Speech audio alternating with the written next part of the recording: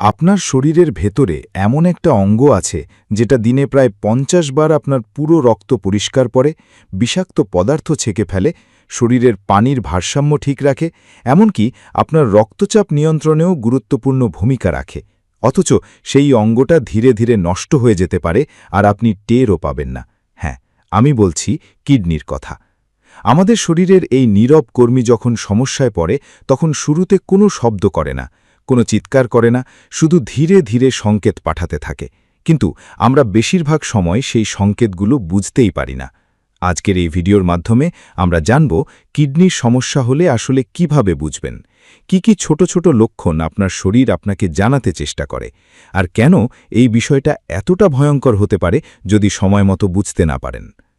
মানুষের শরীরে দুটি কিডনি থাকে, পিঠের নিচের দিকে মেরুদণ্ডের দুপাশে, দেখতে অনেকটা শিমের দানার মতো। প্রতিদিন প্রায় ১৮০ লিটার রক্ত ফিল্টার করে এই কিডনি, আর সেই ফিল্টার করা রক্ত থেকে তৈরি হয় প্রস্রাব। কিন্তু সমস্যা হলো, যখন কিডনি ধীরে ধীরে দুর্বল হতে শুরু করে তখন শুরুতে কোনো বড় লক্ষণ দেখা যায় না। একে বলা হয় সাইলেন্ট কিলার, মানে নিঃশব্দ ঘাতক। কারণ অনেক মানুষ বুঝতেই পারে না যে তার কিডনি নষ্ট হতে শুরু করেছে যতক্ষণ না অনেক দেরি হয়ে যায়। সবচেয়ে প্রথম যে লক্ষণটা অনেকেই লক্ষ্য করে সেটা হলো অস্বাভাবিক ক্লান্তি। আপনি হয়তো আগের মতোই কাজ করছেন, কিন্তু হঠাৎ করেই মনে হচ্ছে শরীরের শক্তি নেই, সব সময় ক্লান্ত লাগছে, মনোযোগ ধরে রাখতে পারছেন না। এর কারণ হলো কিডনি ঠিকমতো কাজ না করলে শরীরে টক্সিন জমে যায়, আর সেই টক্সিন আপনার শক্তি কমিয়ে দেয়। একই সাথে কিডনি রক্তে হিমোগ্লোবিন তৈরিতে সাহায্য করে, তাই সমস্যা হলে রক্তশূন্যতা দেখা দেয়, ফলে আপনি সব সময় দুর্বল অনুভব করেন। এরপর আসে প্রস্রাবের পরিবর্তন। এটা কিডনির সমস্যার সবচেয়ে গুরুত্বপূর্ণ সংকেতগুলোর একটি।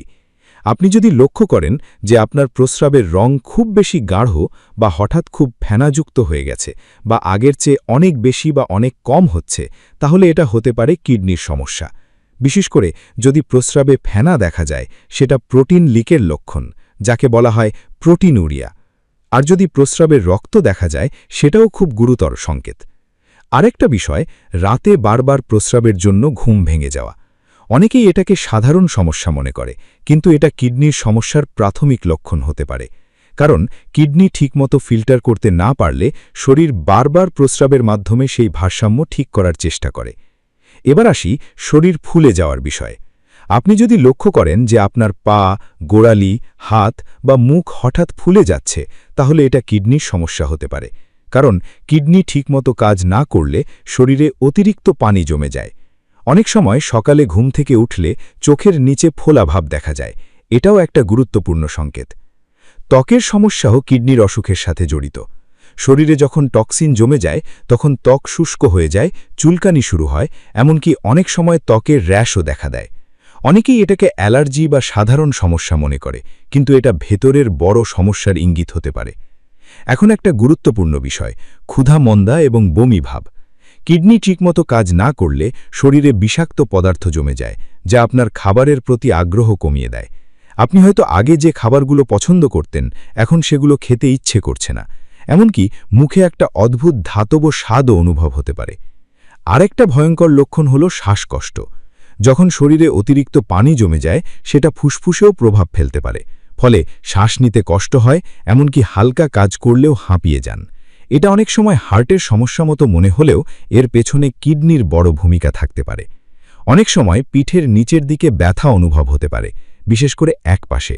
যদিও সব ধরনের কিডনি সমস্যায় ব্যথা হয় না, কিন্তু যদি কিডনিতে পাথর বা সংক্রমণ থাকে তাহলে তীব্র ব্যথা হতে পারে। সেই ব্যথা অনেক সময় পেট বা কুচকিতেও ছড়িয়ে যায়। এখন একটা প্রশ্ন আসে, কেন এসব সমস্যা হয়? এর পেছনে অনেক কারণ আছে।